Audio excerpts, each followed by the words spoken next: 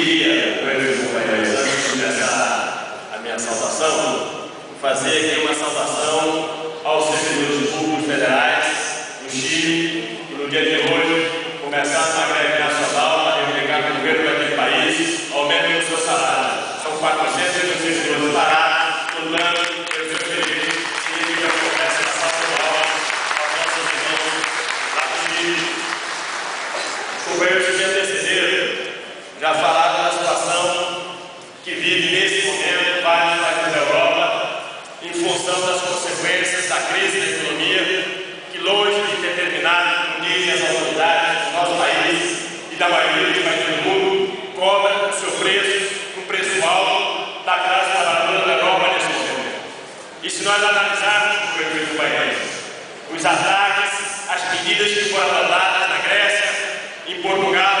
na Irlanda, na Espanha, na França, nós vamos ver que o primeiro segmento da classe trabalhadora daqueles países e o mais atacado foram justamente os servidores públicos, porque esses estados, no momento mais agudo da crise da economia, no final de 2008, gastaram montanhas de recursos públicos para socorrer bancos e para socorrer grandes empresas. Agora estão tratando de tirar esse dinheiro que deram aos banqueiros e aos grandes empresários daquilo que é os recursos que deveriam ser utilizados para financiar as políticas públicas para favorecer a população desses países. Dinheiro que cai do céu.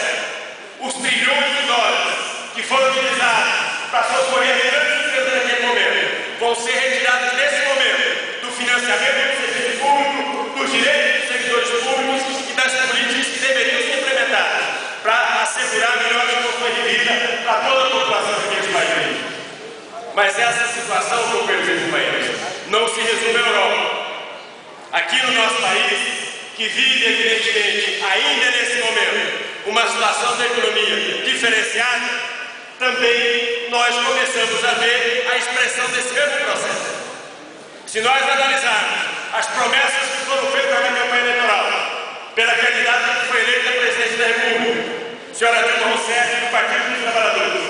e se nós compararmos aqui com as medidas que a equipe de transição do atual governo já estão anunciando para o começo do ano que vem, nós vamos ver uma distância de anos-luz. Porque aquelas promessas de melhorar o serviço público, de valorizar o serviço público, seguir melhorando, entre parênteses, a vida da classe trabalhadora brasileira, nesse momento se concretiza em quê? Na insistência em aprovar o projeto de lei que congela o salário dos servidores por 10 anos, na ameaça de uma nova reforma da Previdência, na ameaça de uma nova reforma tributária para desonerar a folha de salário das empresas, eliminando o direito da classe trabalhadora. O que é que significa isso, meus companheiros? Significa que aqui também no nosso país,